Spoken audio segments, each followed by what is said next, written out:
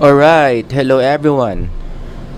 Ang topic natin for today is on industrial organizational psychology. This week kasi nagkaroon ako ng lesson in that subject. Meron kami na pag-usapang topic ng mga students ko. So I decided na gawan ko ng short lecture. Ang topic is how intrinsic motivation leads to salary increase. Sino dyan ang gusto ng salary increase? Taas ang kamay. Ang hindi magtaas ang kamay, forever ang sweldo mo every month 1.5. Okay? Pero syempre lahat naman tayo gusto ng salary increase. Paano ba nangyayari yan? According to a certain psychological theory na pag-uusapan natin mamaya. Bible verse muna tayo, John 4:34. Jesus explained, "My food is to do the will of Him who sent me to finish His work." Ang kausap niya dito yung mga disciples niya after nilang bumili ng pagkain. Basahin na lang dito sa book na to for the whole context. So, weirdong-weirdo yung mga disciples ni Jesus sa kanya. No? Kasi tinanong nila, Jesus, kumain ka na ba? Ito yung sagot ni Jesus. Okay? Anyway, and then Philippians 3:14, I press on toward the goal for the prize of the upward call of God in Christ Jesus. Sinulat naman to ni Apostle Paul sa mga taga Philippi. So mamaya, itong mga Bible verses na yan, i-connect natin sa intrinsic motivation dahil dyan, paano nagkakaroon ng salary increase. Now, this is the article na pinapanggalingan ko in terms of the main concept that I'm gonna discuss in this lecture, which is intrinsic motivation. Ang kabaliktaran yan is yung extrinsic motivation. So, kayo na lang bahala magbasa ng article na to if you want to know the difference. Although, i-discuss ko naman ng maikli lang. Summary version, how intrinsic and extrinsic motivations work. But this is again the classic paper to read by Ryan and Deci. Yung mga nagtitesis dyan, halimbawa, yung topic nyo is on motivation, I highly recommend download nyo tong paper na to sa Google Scholar and then you read it. Ito talaga yung one of the foundations of motivation research. So may dalawang klaseng motivations daw according to Ryan and Deci, which by the way answers the question, bakit mo ginagawa ang isang bagay? So yung sagot mo sa question na yan is your motivation. Anong motive mo in doing something? Two possible answers, you can be intrinsically motivated or extrinsically motivated. Kapag extrinsically motivated ka, from the term itself, extrinsic, from external, ibig sabihin sa labas. Yung nagbibigay sa iyo ng energy to do something is something material or worldly. Syempre, tulad dyan, nandyan yung hilig ng lahat, money. Nandyan ang fame. Nandyan ang awards, promotion, makakuha ka ng gadget, manalo ka sa loto, and all the other worldly things. So kapag ito yung pinaka-reason mo why you are doing something, you are extrinsically motivated. Magandang example dyan yung mga players sa Squid Games. Sinong nanood ng Squid Games? Sinong nagsasabing bitin ng Squid Game Season 2? Although ang good news daw, meron namang Season 3, right? So the players in the Squid Game, lahat yan externally motivated. In fact, yan nga yung screening procedure nung game eh. Humanap kayo ng mga taong may problema sa pera para sila yung sasama sa Squid Games. 'Di ba? So yung mga tao diyan may problema sa pera. So all of them are extrinsically motivated to get the money. How much money? Yan yung gusto nila. Got that? So in the series, when these players are playing, bakit gusto nilang manalo? Bakit ayaw nilang ma-eliminate? Sagot, because of this. They are extrinsically motivated to play the different games. Punta naman tayo doon sa kabila. Okay? Yung intrinsic, which is the focus of this lecture. From the term itself, internal, intrinsic, ibig sabihin yung nagbibigay sa iyo ng energy to do something comes from inside. Bakit mo ginagawa yung isang bagay? Out of love, responsibility, mission, calling, desire to help, self-improvement, loyalty, at marami pang iba, hindi ko na lang nalagay dyan. Basta lahat to, saan galing? Sa loob. Coming from your soul, Yun yung reason why you are doing something. Halimbawa, si Michael Jordan, pagtanungin mo siya, bakit ka nagbabasketball? Ano isasagot niya? I-zoom in natin para makita nyo, yan yung sagot niya. He will be saying things that are internal to a person.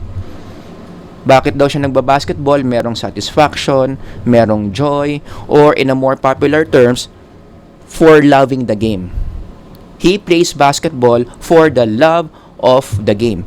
So kapag nagbabasketball ka, kasi mahal mo yung laro, mahal mo yung game, mahal mo yung sport, not because of money. Hindi dahil sa gusto mong maraming pumalakpak sa'yo sa bench. Then you are intrinsically motivated. Jesus was intrinsically motivated when He was here on earth. Yun yung opening verse natin. Sabi niya, my food is to do the will of Him who sent me and to finish His work. Ano yung behavior ni Jesus dito? Do the will and finish God's work. Tanong, ano ang nagpapamotivate kay Jesus to do those things? I want to highlight on the word food. In-equate niya yung motivation niya sa food. Kung iisipin mo, yung pagkain natin ng food is something internal to us, right? Nasa nature natin ang kumain. Nasa nature natin ang maghanap ng pagkain. Hindi mo kinakailangan turuan ng tao na kumain para malaman niyang dapat siyang kumain because it is internal to us. So it's like Jesus saying here, mamamatay ako kapag hindi ko ginawa yung mga bagay na dapat kong gawin. You don't have to reward me. You don't have to praise me. Hindi niyo ako kailangan palakpakan to do this thing na kailangan kong gawin, which is God's work. Gagawin ko talaga yan kasi pagkain ko yan. Hindi ako kumpleto, mamamatay ako kung hindi ko yan gagawin. Now, in your own lives, kayo ba may ganyan? Yung mga bagay na feeling mo mamamatay ka, para kang nauupos na kandila. Sabi ng lola ko, no? Nauupos na kandila kapag hindi mo ginawa. Now, whatever your answer is, most likely, yung ibibigay mo dyan na behavior, intrinsically motivated kang gawin yan. Halimbawa, sagot mo, para akong mauupos na kandila pag hindi ako nagbasa ng Bible. Oh, grabe, no? Intrinsically motivated ka to read the Bible. Para akong nauupos sa kandila kapag hindi ako mag-aral. Intrinsically motivated kang mag-aral. Got that? So, yun yung pinagkaiba ng intrinsic from extrinsic motivation. Now, one more thing about intrinsic and extrinsic. Dapat daw, ang tingin natin dyan is spectrum. Okay? Lahat tayo, meron tayong certain level of extrinsic motivation, meron din tayong intrinsic motivation. It's just that we are more dominant over the other. Some people, mas extrinsically motivated sila kumpara sa intrinsic. Pero hindi ibig sabihin na nandito ka, wala ka nito. Meron ka pa rin, konti lang. The same thing with people here. May mga tao naman, pag gumagawa sila ng isang bagay, close lang natin to. Yan, pag gumagawa sila ng isang bagay, mas malapit sila sa intrinsic than extrinsic. Pero hindi ibig sabihin pag nandito ka, wala kang extrinsic. Pareho tayong laging meron ng dalawa, dominant lang tayo sa isa. Parang handedness, di ba? Pag sinabi kong right-handed ako, doesn't mean I don't have left. Kung sinabi kong left-handed ako, it doesn't mean I don't have right. It's just that I do things more using my left hand or my right hand, pero meron din akong other hand. Ganon din dito. Got that? And the thing is, how do you know kung ang tao more extrinsic or more intrinsically motivated? Na may measure naman yan gamit ang iba't ibang mga psychological tests. Gagawan ko na lang ng lecture yan sa psychological measurement. Okay? Pero pwedeng ma-estimate ito objectively. Marami tayong psychological instrument na pwedeng magamit to identify whether a person is more extrinsic or intrinsically motivated. I-connect na natin to sa workplace. After all, this is industrial organizational psychology. Between these two, alin dito yung mas magandang form of motivation na talagang kapag yung employees in an organization, ganyan, marami magandang mangyayari according to studies, intrinsic motivation. Because studies show that employees na mas mataas dito, intrinsic, are more likely to be committed, engaged, more persistent, meron silang desire for excellence. Talagang sure ball, gaganda ang organization magta-thrive, aasenso, uunlad ng isang organization? Kapag karamihan ng empleyado niya, ganito, intrinsically motivated. But I want to focus on one variable na talagang pinepredict ng intrinsic motivation. Studies after studies have shown, kapag ilinear regression mo yung intrinsic motivation sa performance. Sounds familiar? Psych majors, linear regression. Anong ginagawa dyan? Meron kang predictor variable, meron kang outcome variable.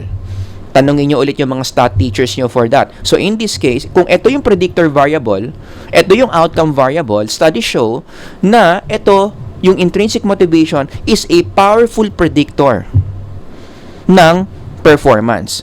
Or sa madaling sabi, in layman's term, halos sure ball. Hindi naman 100%, pero mataas ang chance na kapag ang mga empleyado, mataas ang intrinsic motivation, gaganda rin yung kanilang performance. And this is statistically, scientifically proven over and over again. Kaya nga, given this framework, naalala ko yung sinabi ni Steve Jobs, ewan ko lang kung alam ba niyo yung mga studies na yan, kaya niya ito sinabi, he said, the only way to do great work is, everyone read, to love what you do. Can you see these two variables in the quote by Steve Jobs? Tignan mo yung quote niya. Papasok dyan yung framework na yan. Yung love what you do na sinasabi niya dito is the intrinsic motivation. Ano raw yung outcome? Ano yung resulta? Kapag mahal mo yung ginagawa mo, you do great work. So yun yung outcome variable, yung performance.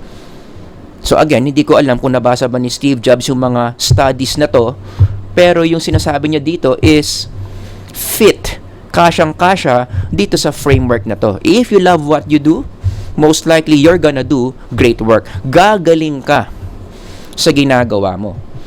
Dyan na ngayon papasok yung tinatawag nating salary increase. Remember, going back to my title, ano yung title natin? Baka nalimutan nyo na. Ito, di ba? How intrinsic motivation leads to salary increase, yun na yung sagot. Ito, yan. Mahal mo yung ginagawa mo, dahil doon, bigay todo ka lagi, ang ganda ng performance mo, kaya nire-reward ka ng malaking sweldo. Kasi sa working world, ito yung working principle natin, no? Highly paid people deliver great value to organizations. Yung mga gustong mataas ang sweldo dyan, yung mga students sa malapit nang pumasok sa working world, ito yung tatandaan nyo. Kung gusto nyong tumaas yung sweldo nyo in the future. Kaya tumataas ang sweldo mo kasi dumadami o tumataas yung value na naibibigay mo in your organization. To the point na sa sobrang valuable mo, sobrang halaga ng ginagawa mo sa organization, ayaw ka na nilang pakawalan. Kaya ang magiging strategy ng mga yan is to make you happy. Dapat lagi kang masaya para hindi mo sila iwan kasi sobrang halaga mo sa kanila. And how do they do that? How do they make you happy? Salary increase. Karamihan naman ng mga employees, ito talaga ang nagpapasaya eh. Mas marami kang nakukuhang salary, most likely you're gonna stay. Although hindi lagi ha, hindi naman absolute principle yon. But most of the time, ganun ang practice in organizations. That's the easiest way to make an employee stay. Taasan mo yung sweldo. Pero wag kakalimutan, bakit tinataasan yung sweldo? Kasi nga, ang laki ng value na binibigay mo sa organization. Sobrang galing mo kasi. At yung galing mo, nag-generate ng income doon sa organization na pinagtatrabahuhan mo. One good example is Michael Jordan. Kung titignan mo yung sweldo niya during his rookie year, ito pala sa taas, rookie year, pababa, habang tumatanda siya, ano nangyayari? Pataas ng pataas yung sweldo niya halos. Tanong, bakit?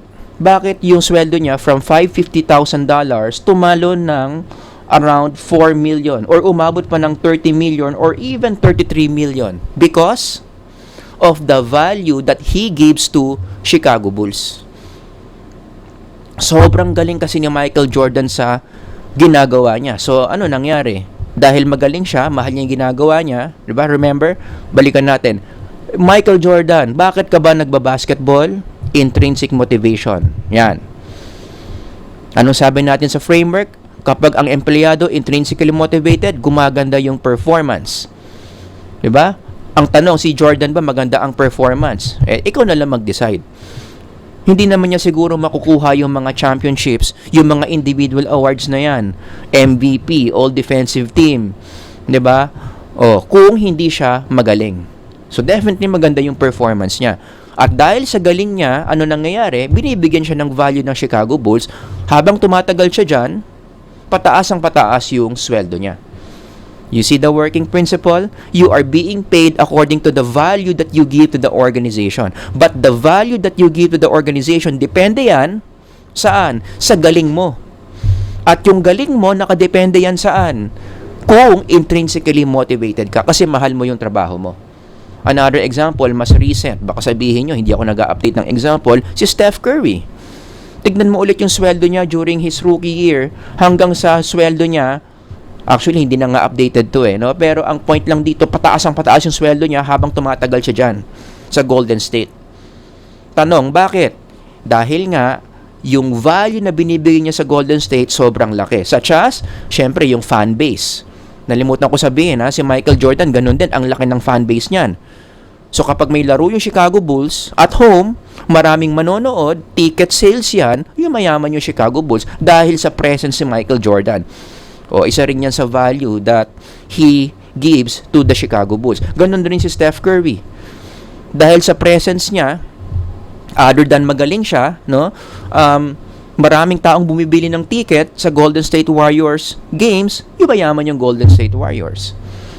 But more than the fan base, more than the game attendance, syempre yung championship. Sa sobrang galing niya, sa sobrang shooter niya, nabigyan niya ng championship yung team niya. Kaya hindi nang hihinayang yung team niya na magtaas ng sweldo sa kanya. 'Di ba? Sa sobrang galing ni Steph Curry, bakit siya magaling? Kasi nga mahal niya yung trabaho niya. Intrinsic motivation leads to better performance, which leads to salary increase. Ayan. Yan yung justify nating framework in this lecture. I-connect natin kay Jesus. Kaya nga ako naniniwala, if Jesus is here today, most likely ang trabaho niya would be a teacher or a speaker.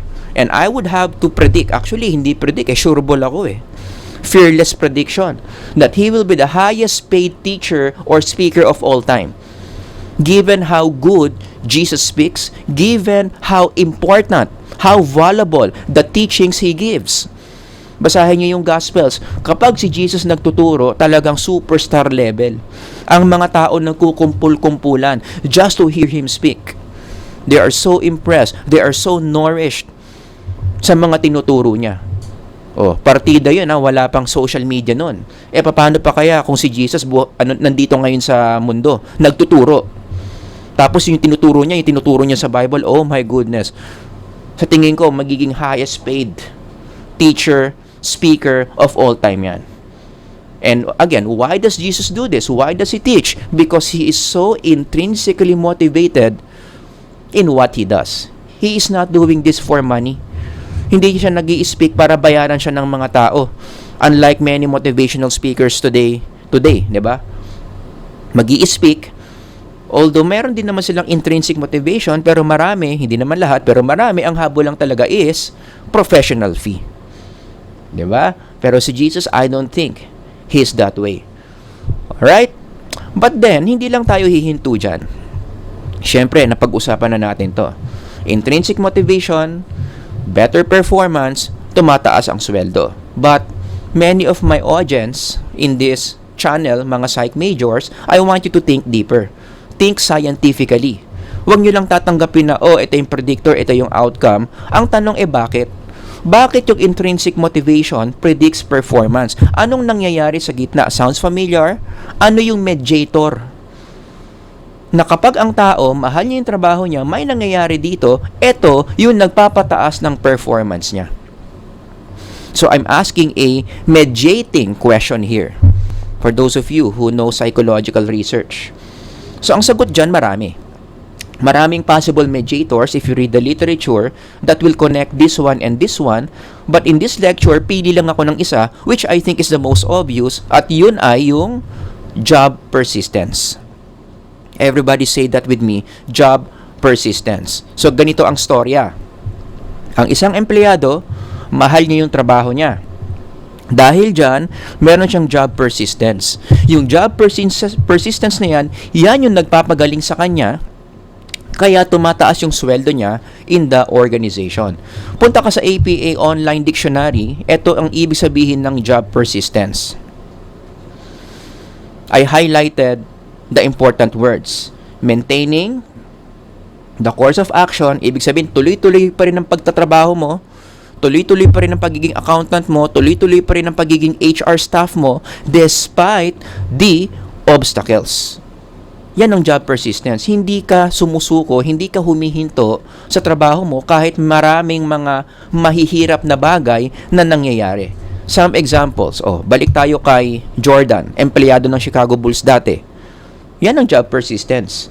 My attitude is that if you push me towards something that you think is a weakness, then I will turn that perceived weakness into a strength.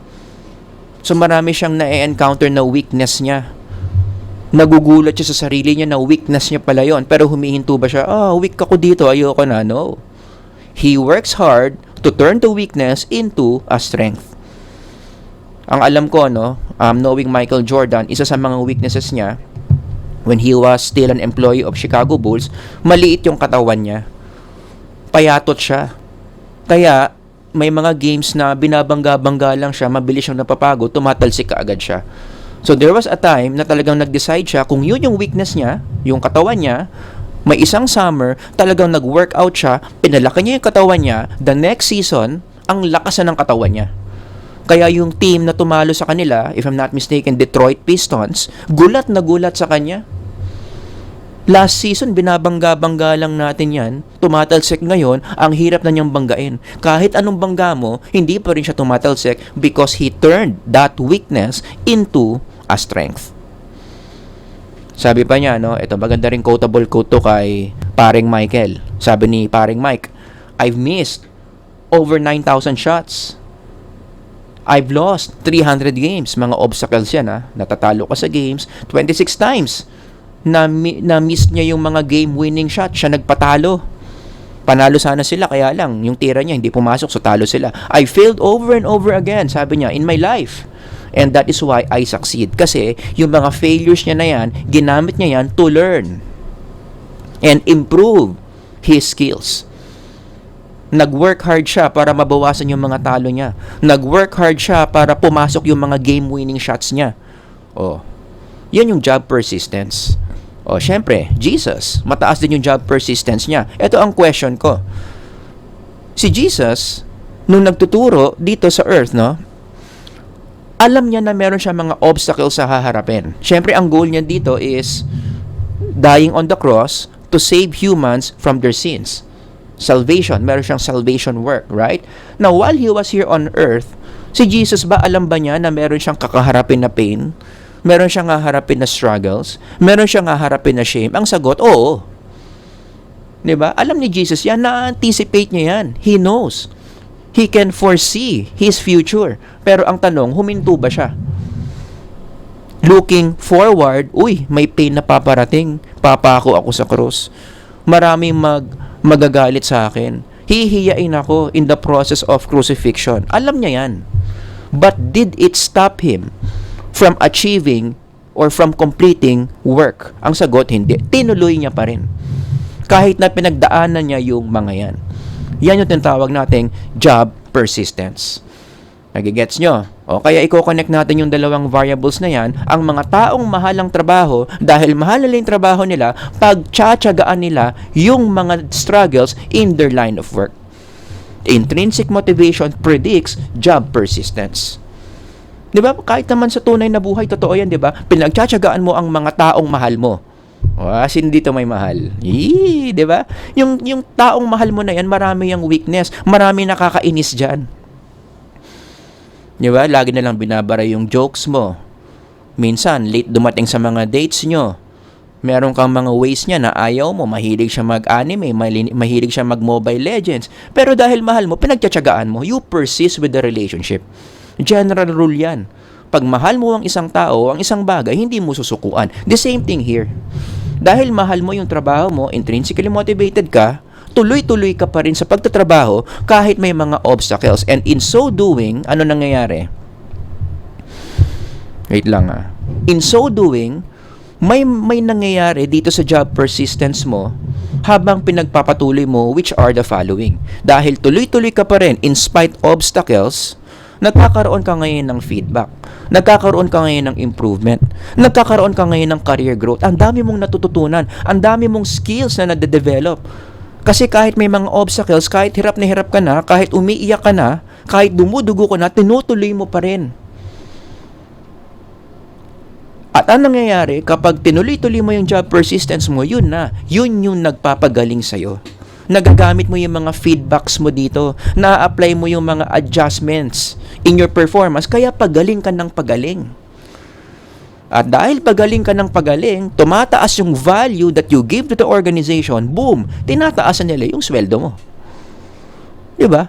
Kaya tignan nyo, going back to my examples, in connection to job persistence, ang isang sign ng job persistence is hindi ka lumilipat ng organization or bihira ka lumipat, talagang nagtatagal ka. Kahit anong struggles mo, kahit anong stress mo sa organization na yan, dyan ka pa rin kasi may job persistence ka. Tingnan mo si Steph Curry. Mula ng rookie year niya hanggang ngayon, Golden State pa rin siya kasi may job persistence eh. Same thing with Michael Jordan. Pero syempre, nung post-retirement niya, medyo naglilipat na rin siya ng team. Pero yung Michael Jordan that made him great, nagstay siya sa Chicago Bulls. Hindi siya palipat-lipat.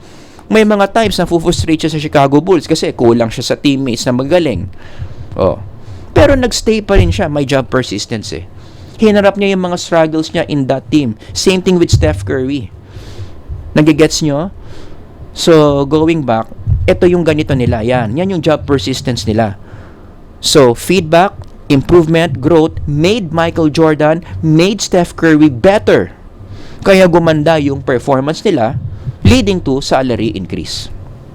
Gets nyo? So, shout out dyan sa mga gustong tumaas ang sweldo. Yan yung dapat na mangyari. Planuhin nyo in your career. Let me share with you some applications and I'm gonna close here, no? So, ano yung pwede nating mga ma-apply based on this lesson that we have? Number one, talagang you should find your calling. Everybody say that with me, calling. Yan ang dapat nyong sinasagot. Yung calling mo, yung purpose mo, why God made you, what God made you for. Lahat ng tao meron. Ginawa ka ni Lord para maging blank. Nandyan yung mga talents and skills mo na dapat hinahasa mo everyday. What is your upward call? Sabi ni St. Paul. 'Di ba? Si St. Paul, alam niya yung calling niya which is to spread God's word. I press on toward the goal for the prize of the upward call of God in Christ Jesus. Unfortunately, many people today, yung call that they answer is not the upward call. They follow where the money is. Marami nakataas ang kilay ngayon. And what's wrong with that? I'm not surprised kung ganyan yung thinking mo. Ano naman masama kung gusto kong kumita ng pera? Gusto ko lang naman talagang mabuhay. Pero in the spiritual world, because you are a spiritual being, you are not meant to run after something material. You are meant to run after immaterial things, spiritual things, such as calling, and then money would follow. Yan yung tamang framework. Ang mundo ngayon baliktad eh. Hanapin mo yung pera. Puntahan mo yung pera. Kung saan malaki ang bayad, doon ka. Kaya marami mga empleyado ngayon stress out because they are extrinsically motivated into doing things. Based on literature, ang extrinsic motivation, it's not a good way to sustain motivation. Taas-baba ang motivation mo eh. Kapag nagtatrabaho ka because of money, hindi siya sustainable. Okay? So, yun yung application number 1. Alamin mo yung calling mo. What are you made for? And knowing your calling is something supernatural. Ma-achieve mo lang yan, malalaman mo lang yan if you are intimate with God, because God will reveal to you His purpose para malaman mo yung upward call mo. You have to be intimate with God. Read His Word. Pray. Meditate. And along the way, the Holy Spirit will reveal to you what are you made for. Yun ang problema. Marami mga tao ngayon mababa ang spirituality kasi nga, they run after money. So, many people today work for money and not for calling. Kaya marami mga tao ngayon, hindi masaya sa mga trabaho nila. Got that? Kaya ang question ko sa inyo in connection to number 1, ano ang upward call mo? Sana alam mo.